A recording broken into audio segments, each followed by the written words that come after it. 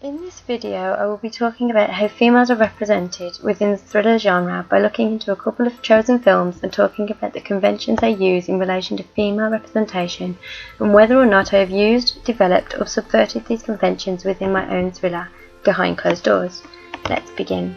Taken is my first example in which this girl, called Kim, is the male protagonist's daughter, who has been kidnapped to be sold as a sex slave. This shows females as objects and something that is only there to amuse men. She is then hunted down by her father until rescued at the end, making no attempt to actually escape. However, you find out she gave her jacket to a young girl in the place they were being kept, which shows she is still being brave and kind to others, following a female's attitudes of putting others before themselves. Gone Girl is my second example in which this woman called Amy is the male protagonist/antagonist's wife, and she goes missing. Her husband later has a spotlight cast on him as people have reason to believe he isn't actually innocent in her disappearance. She is portrayed once again as the innocent victim/damsel in distress. Within my film Behind Closed Doors, the main female is a young woman called Alice, who is introduced to the audience dead on the floor from a head injury. The film is then taken back to minutes before to show her standing up to her husband and then later falling to her death.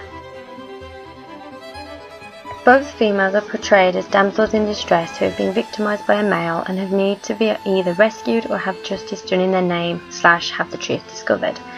As you can see from the pictures, both of these females clearly show innocence and fragility through their facial expressions and youth, which is often a convention of thrillers with their female victims being chosen to be young, as this is stereotyped to be innocent and more desirable.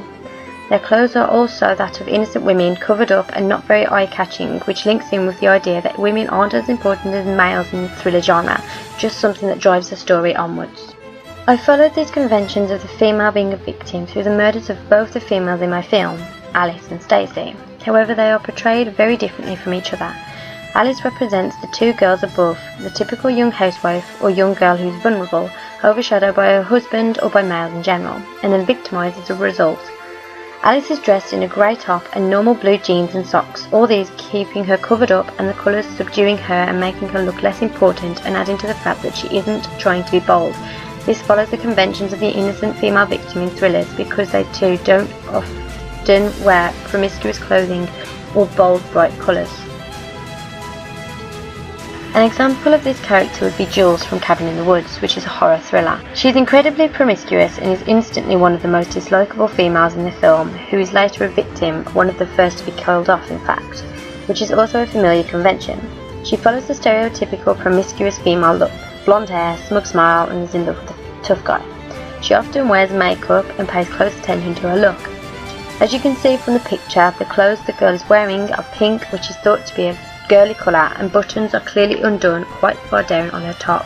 Stacey is this character in my film, as she is the work colleague that Richard, the male protagonist, has an affair with, and later comes into the film trying to get with Richard shortly after his wife's death. She is also near blonde, and we made it so that her clothes reveal more of her than of Alice, creating that promiscuous side, and made her hair curly to show she takes heed of her appearance. So overall we follow this convention as well.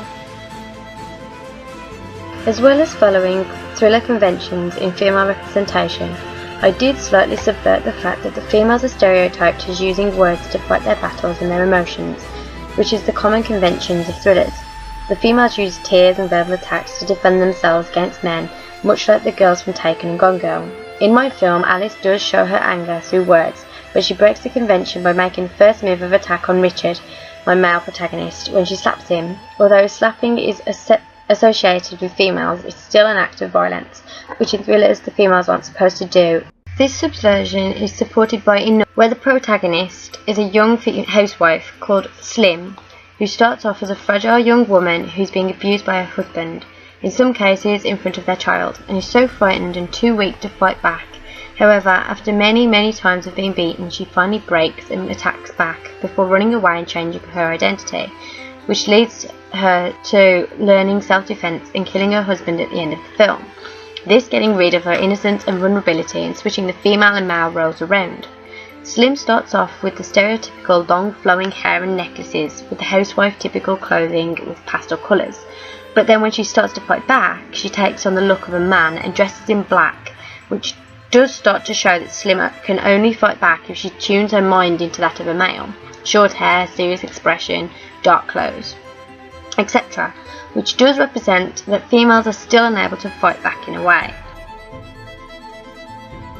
We wanted to subvert the convention where females are often shown as the weaker gender and just stands there and takes everything, because we know that in real life an argument is an argument and females nowadays will yell back.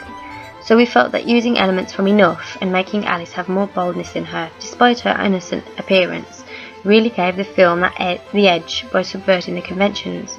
However, we chose to keep other conventions the same, such as Alice being killed, because we didn't want to stir too far away from that particular type of thriller, and we liked how it caused many questions for the audience. That wraps up this video on female representations in conventions. Thanks for listening, and goodbye.